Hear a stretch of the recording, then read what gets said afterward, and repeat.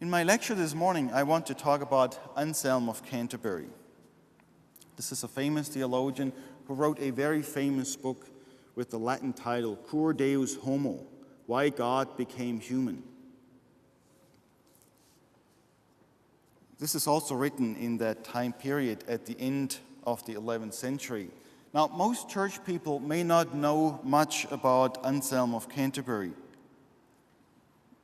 but his so-called satisfaction theory, his theology that he developed about the death of Christ, is one of the staples of popular Christianity. So without knowing about Anselm of Canterbury, most Christians probably would give Anselmian theological answers to questions, like the one that Jesus had to die for our sins.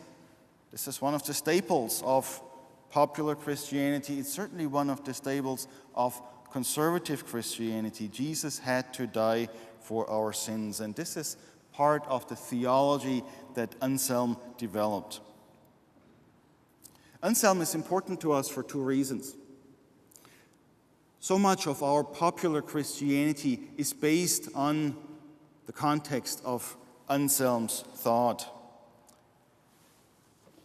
And not just that, Anselm's thought presents an empire theology. And this is what we're watching out for here. How is this the theology of the empire? What I'm saying here is this is maybe not pure theology. This is theology with an interest, and we'll watch out for that interest. But watch out for where we're going here. My point is that perhaps the empire does not have the final word. The empire does not win out even with the theology of Anselm of Canterbury. And so what I'm going to do is, at first, I'll describe that empire theology to you. I'll describe that empire theology, and then we're going to turn it around. We're going to look at it from the other side and see what the alternatives are, because I continue to believe, yes, there are alternatives. Keep in mind, too, that Anselm of Canterbury is not just a theologian. He's not just somebody who thinks about God and writes and publishes or preaches.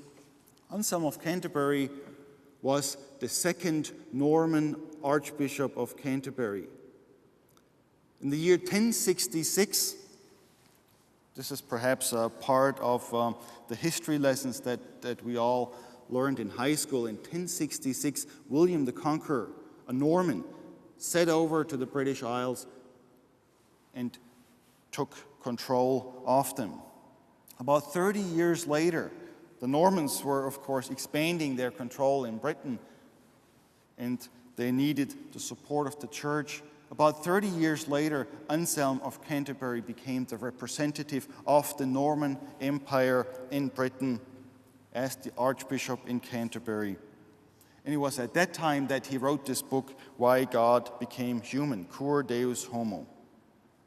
Anselm understands God very much in the image of a Norman ruler, somebody who concentrated in his hands all wealth and all power.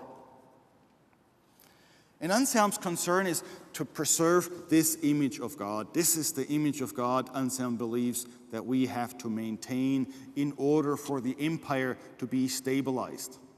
This is what they were trying to do in the British Isles. Anselm faces also some critics.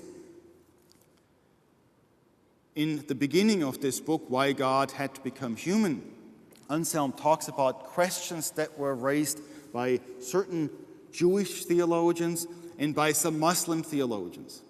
Now, people usually don't recognize that much, and they say, well, yeah, that's just part of the plot of the book. But they raised some serious questions. They wanted to know whether this Christian God was indeed all-powerful or not. And they pointed out that there was something odd in Christianity. It's perhaps this odd thing that keeps pushing us in these other directions. The odd things that they pointed out was, if this God is all-powerful, how come he had a son called Jesus, who was born of a woman in a lowly place, who had to suffer, who had to die, who had to struggle, who had to go through all of this mess. For these theologians, coming from their own empire thought, that didn't quite mesh. This was not an omnipotent God. And Anselm wants to make sure he shows them that despite this mess, God was still omnipotent. That's the point he wants to prove.